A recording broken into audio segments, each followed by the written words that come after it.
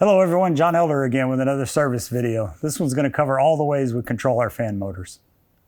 Be sure to follow all safe work practices, especially the use of PPE. All circuits should be de-energized prior to any wiring or service. Remember, many of our controls will have more than one circuit that will need to be turned off. After de-energizing a circuit, verify that the circuit is dead, then lock out and tag the breaker. First, let's talk about a belt drive fan.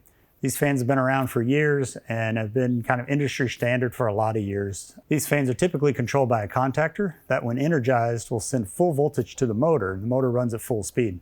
So the only way to control the fan speed is to either adjust the motor pulley or the fan pulley, or changing the pulleys out to a different combination. The next way we control a fan motor is with a VFD, or a variable frequency drive. What these drives do is they take in constant power at constant frequency, and then they convert that power and change the frequency to the motor, and that's what controls the speed of the motor. Most of these fans are going to be direct drive fans with three-phase motors in them. So really, with a VFD is the only way you can control fan speed, because you have no pulleys or anything to control them with. In certain conditions, the VFD can either be mounted in the fan, can be mounted inside the building on a wall somewhere, or it can be mounted in the hood control package. Either way, the VFD has to be protected from the weather, and it has to be mounted in a well-ventilated place, because those VFDs build up a lot of heat. The VFD can be controlled in a couple of different ways. First is it can be set up to just run at a constant speed whenever power is applied. The second is it can receive a remote signal from like a Modbus network or from a building management system, for example. Be sure to check your wiring diagram for your job to see which type of control you're using.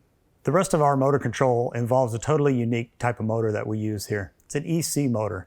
It's an electrically commutated motor.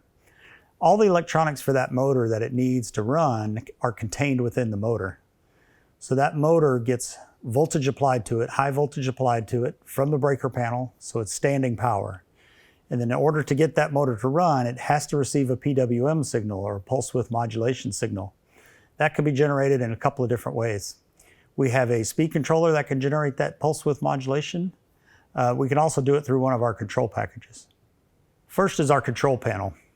So if you wire the low voltage wiring from the fan with a twisted shielded pair down to our control package, you wire that fan to the correct P terminals on the control package, ensuring that the polarity is correct.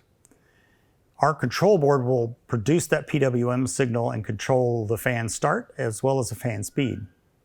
We also have a separate EC motor controller that, just like a VFD, can be set up to run at a set speed or receive a remote signal. We have a video specifically just for motor controls and EC motors, so be sure to check that one out. Remember that every job is custom built, so there's no two jobs alike. The wiring diagram on your job site is critical to making sure that everything gets wired and functions properly. If you have any questions about this or any of our products, feel free to call or email. Thanks for watching.